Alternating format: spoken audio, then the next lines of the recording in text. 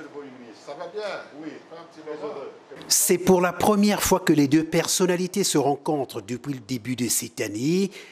L'occasion pour l'ambassadeur de Chine de remettre au Premier ministre sa carte de vœux de nouvel an du Parti communiste chinois. À en croire que tout ceci participe de la noblesse des relations qu'entretiennent les dirigeants des deux pays au plus haut niveau. Le diplomate chinois est allé traduire la réelle volonté de son pays de voir le gouvernement congolais réussir à surmonter ses difficultés dans ses négociations avec le FMI et de conclure dans le cadre d'un programme économique et financier l'accord formel avec cette institution de Bretton Woods. Nous avons beaucoup parlé de l'état d'avancement de nos relations, des relations sino-congolaises et surtout de la coopération, de la future coopération.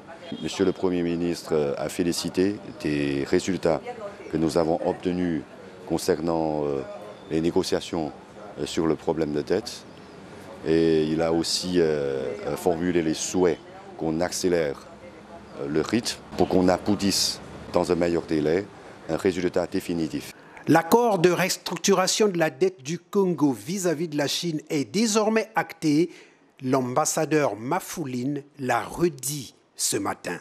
La dette vis-à-vis de la Chine, je crois que ce n'est pas un grand problème puisque les négociations ont été faites, un résultat ont été trouvés.